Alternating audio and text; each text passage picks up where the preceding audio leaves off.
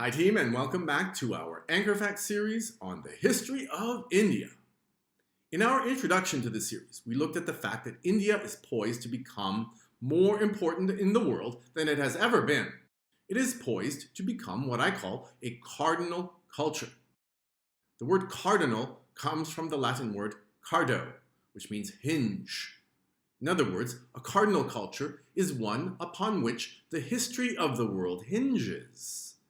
It's among the most important cultures at any particular point. For now, however, India is a post-colonial culture, as we discussed in Lesson 1, which means that it used to be ruled by somebody else, namely the British, and it is still trying to figure out what it wants to be in the modern world. As we're going to learn today, India is a very ancient place. It is home to some of the world's most ancient river valley civilizations. So you would think India would have a solid foundation to build on, and that the people of India would know what they want to be based on their ancient culture. But the history of India does not make that easy. That's because as ancient as Indian culture is, its origin story is very unclear. I can't help but make a comic book comparison here. One of the most obvious things about comic book heroes and villains is they have an origin story. Superman is from Krypton, a planet that was destroyed by an exploding sun, and he is one of its only survivors. Batman saw his parents killed in Gotham as a child. These events are a big part of why they are the kinds of heroes that they are. The same thing goes for the bad guys. Thanos, the villain from the recent Avengers movies, thinks there are too many people in the universe because things went badly on his own home planet, and he thinks it's because there were too many people.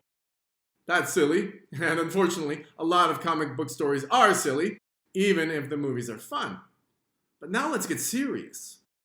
Your own personal origin story is part of who you are, of course. What country were you born in? That's the country that you are a citizen of. That's a big part of who you are. It affects what language you speak.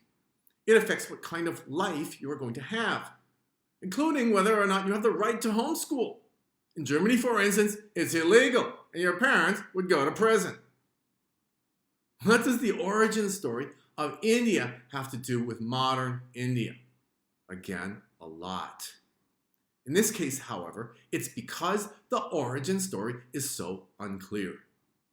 The story of India begins with the arrival of Alexander the Great in India, which we will talk about in the next lesson. I say the story because that's all we really know.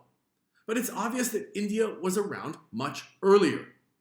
We simply know very little about it. The first version of India is known as Indus Valley Civilization. It was a culture built along the Indus River Valley, which is today in Pakistan. Like Egypt, Mesopotamia, and China, the people who lived there relied on the river they live along for water. Water is the most important thing other than air for plants and animals. So if you have a lot of water, you have an advantage when you're trying to get a new culture started in history. The people of India had that advantage, and they built some kind of organized culture that we know very little about. That's because they did not keep historical records. They didn't think of doing that. It wasn't important to them. Instead, they and later Indian people wrote legends and poems and religious stories. The most famous ones are the Mahabharata, the story of a legendary war between two sets of cousins to control an ancient kingdom, and the Ramayana, the story of the son of a king who is kicked out of his home by his father and wanders around India for 14 years, having many adventures until he returns home and becomes the king himself. The people of India wrote these things in a form of writing called Sanskrit, which still exists today, and which modern people can read. So that's useful, but it does not tell us anything about history. So what can we even say about India's origin story? Well, we can say that India is ancient, and we can say that India began in the Indus Valley, but we can't say when. Any guess would not make sense. So how do we capture that as part of history? When we don't know exactly when something happened in history, we put a C period in front of the date. For instance, ancient Egypt was unified into a single kingdom by Menes Narmer circa 3000 BC. Circa, C period. Circa is the Latin word meaning around. When we don't have better information, that's what we have to do to be honest. We put a circa on the date. But early Indian history is so unclear we can't even do that. So at Noble World, we do a strange thing, which we don't normally do. We simply say that Indus Valley civilization existed around question mark, question mark, question mark, question mark, BC. Yeah, that's how we do it. It's the only way to be completely honest. Question mark, question mark, question mark, question mark. Why 4 question marks? Because we know that the date would have to have 4 digits in it.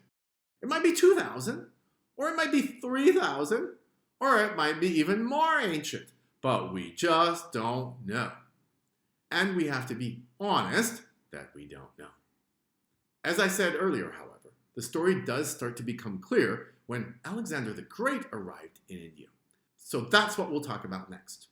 After Alexander, the history of India starts to get some real definition. It starts to actually be a story. I look forward to sharing it with you as we continue. See you soon.